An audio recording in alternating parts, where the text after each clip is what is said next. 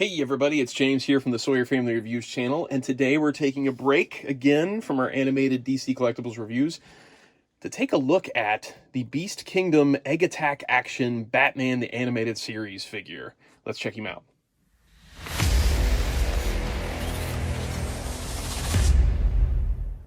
As always, we start with a packaged look at the figure. Big window box style packaging here, so we've got a great look at Batman, the extra faces he comes with. A nice character shot of Batman. EAA-101, Egg Attack Action 101. Batman, Beast Kingdom, Batman Animated Series logo. There's nice little bats on the packaging here too. I don't know if you can see that on camera or not. We've got a half look at Batman there, which follows onto the back of the packaging. Gives you more looks at Batman in action. And then we say, based on the classic 1992 animated version of Batman by the famous Kevin Conroy as Batman dubbing the animated series. Okay, includes tights, fabric, cloak, a variety of replacement eye masks and mouth shapes, as well as light-up eyes, showcasing the film noir aesthetics of the animation. And then it's got a list of everything it comes with. We've got a Batman the Animated Series logo down there, some more stuff down there, official notices and all that stuff. Okay, let's get him out. Okay, we got Batman out of the box here. First off, let's look at his little instruction user manual dealio. We've got an English language version on one side here. So it lists the contents. It talks about the arms and legs movement. And then it talks about, too, here where it says the shoulder swivel joint can be pulled for more variety posing movements. The hip joint can be pulled for more variety posing. So I guess it's like the drop-down thing on a Mafex. You pull down on the limbs and it gives more articulation. We'll check that out when we start moving around with him. Palms can be attached onto the figure. We've got a little about the light up feature there and the switch out faces. Okay, before we start doing all that, let's look at his accessories though. So he comes with his traditional grapnel gun. This comes in two parts with a string that you plug into them. One has a tiny post on it that goes into the grapple part, and then one is just a straight rod, and that goes into the gun part. It's not exactly on model for the show, but neither is he. So it's kind of like a cutesy version of the one seen in the show. Then we've got two sets of Batarangs. We've got the traditional like logo symbol Batarang, and we've got the more accurate to the show Batarang. These are molded in or painted. It looks like they're painted in a bluish black. Can you see that blue highlighting there? That is the same blue-black you see on the boots and the mask and the gloves of the figure. So these kind of match in color. Then we've got this collection of hands. We've got a set of fisted hands. We've got a set of gripping hands, which are good for the grapnel, good for the Batarangs. A set of open hands. And then we've got the traditional Batman the Animated Series thumbs up hand from the scene where he popped around the corner and gave the thumbs up. Now, as for the interchangeable eye plates, we've got two here. We've got one that's a more surprised look for Batman. And then we've got the tighter eye look. And these have a a thinner white panel inside that allows the light to shine through, which we'll look at in just a bit. And then for the faces, we've got an open, screaming, surprised mouth, the gritting teeth mouth, and the smirking mouth, which would go good with the thumbs up. And then on the figure, we've got just the standard scowling look and the traditional opened eyes for Batman. The changing out of the heads is pretty easy. So first of all, to get to the light panel, this back part pops off, and then that switches on there, and then you pop that guy back on. Kind of hook the bottom in first and then swing it up. And his eyes are now lighting up, which I will turn off. Can I turn off both lights? No, probably not. But you can kind of see, there we go. That looks really, really cool. That's a great way of doing those bright wide eyes on Batman.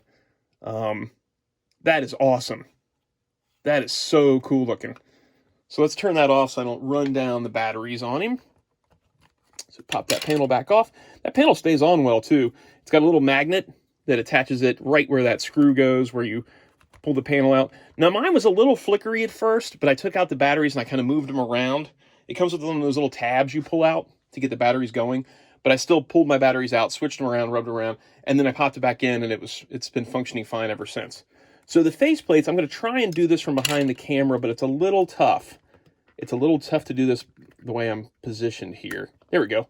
So it's got 2 prongs and then 2 recesses for the masks. So you just pull one off, and then you pull off the mouthpiece if you want to switch out that at the same time. So let's do the Smirking Batman. So you got to line up those posts just right. There we go. Get them on there. And we'll do the more closed eyes look. And just push that onto there. And then we put our back panel piece back on. And there we go. Now we've got Smirking Batman with the tighter eyes, the more squinting eyes. Very cool. That is super cool. The function works well. They switch out fairly easily. They don't feel like they're going to break. I love the light up eye feature. Now, Joker, I'm going to talk about this base in a second here, too. I know I forgot to mention the base. Joker does not have the light up eyes, which would make no sense for Joker, but he does have that purrs movement. So he's kind of going to be the same deal when we look at him, where you pop off the back and you can kind of move his eyes around inside of his head. But there they are lined up to each other. That way you can see the height on both. Batman's base, we will take a look at Joker eventually. It probably won't be until next week or the week after, though. So he comes with this clear base. It's a red translucent plastic. It's got the Batman the Animated Series logo on there. Batman on the front. This posts in and this snaps onto that and can turn like that. It can spin around. So it can kind of be a flight base for Batman if you wanted to. You can kind of maybe get it up to where he's jumping. I'm just going to use it for support, though. It kind of reminds me of the DC Collectibles stands a little bit, but better done, where it has this kind of clear clip section. It says Beast Kingdom on the back of it there. Since we've got Batman off of there, let's go ahead and talk about the articulation, which is where this figure really kind of shines for being so small and, you know, stylized. It really is a well-articulated figure. So he's got toes that hinge up. He's got a ball-jointed ankle, so it can go down, it can go up. It's got a little bit of side-to-side pivot.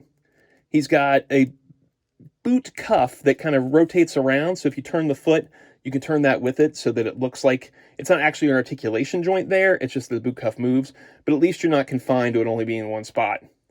He does have double jointed knees, so you can go back to about there. He's got rotation at the top of the hip, and that does pull down. Like I'm pulling down on that right now. Yeah, see how I just pulled that down?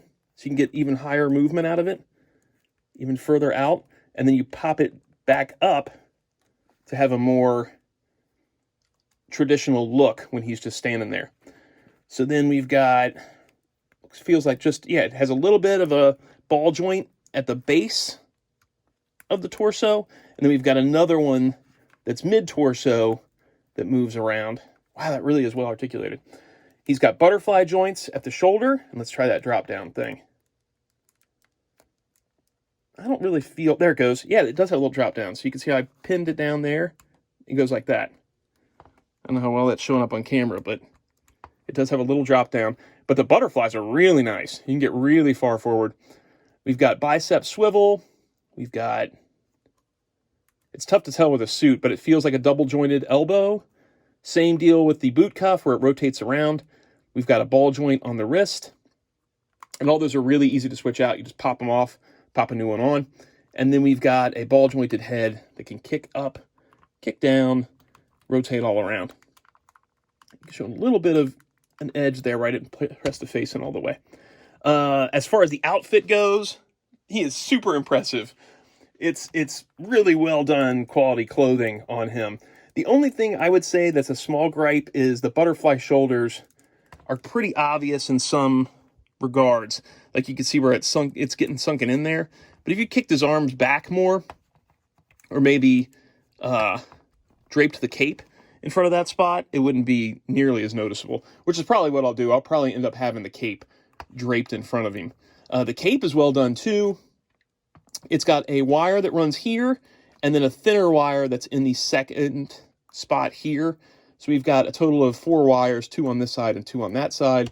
So you can get the cape to fold back by using that thick first wire and kind of holding it against the body. I saw another reviewer, and I can't remember who it is, who said to use a magnet to get the cape to stay where you want on the back. So far, I haven't had really all that much problems here.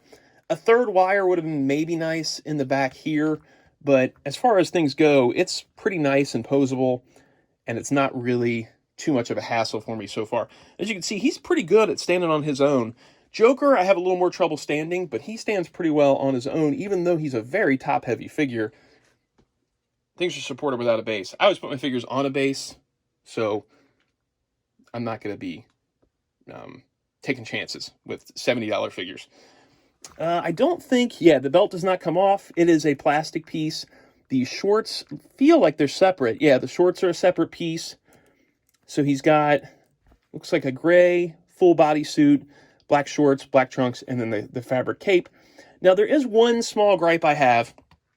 I love this coloring on this figure, on the hands, the gloves, the helmet, where it's sort of a blue-black. And I think you can kind of tell that in camera there, that it's almost like a blue metallic black. Whereas the cape is just black.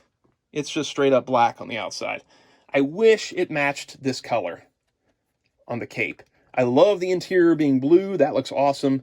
But I wish the exterior matched this a little more. And I wish the trunks matched this a little more. It's kind of like if you're going to go blue-black, then go blue-black everywhere. Otherwise, just go straight up black. If you're going to do the trunks black, do everything else black instead of blue-black. I don't know. That's just kind of my personal opinion on it, though. It still looks fantastic. And the blue-black is so close to the black that unless it's under these lights, it really just looks great on the shelf. This guy is fun, man. I've been thinking about buying Beast Kingdoms for a while now. I think this one was a previews exclusive. I've been thinking about these for a while, and we just got done ordering a bunch at the toy department. We decided to carry like the Star Wars ones and a couple of the Marvel ones. I kept thinking like, man, I should have got the Wolverine and I should have got that Cyclops. Then I saw this place, Sure Thing Toys, had both the Joker and Batman in stock still, and they were close to retail. I think Joker was like $62, Batman was $70, and I was like, you know what, I'm just going to do it, because I want to check these guys out anyway, so I can give a real opinion on them. If I'm at the shop and somebody asks me about Beast Kingdom, I would be able to give a valid opinion based on my own experience. And so I chose these two, and I'm really glad I did. They are super, super fun. This is like a mix between Hot Toys and a Funko Pop.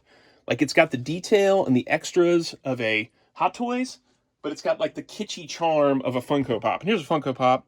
My buddy got me this autographed Cal Dodd Wolverine Funko Pop. I don't usually collect Funko Pops, but this way you can kind of see like the size and sort of the aesthetic that I think these bring to the table. It's not something where a regular old Joe is going to buy a ton of these and have them sitting in his office. But if I were to put something like this in my office, I would have put this in there before I'd put a Funko Pop. I know it's a $70 figure, but man, it's just really cool.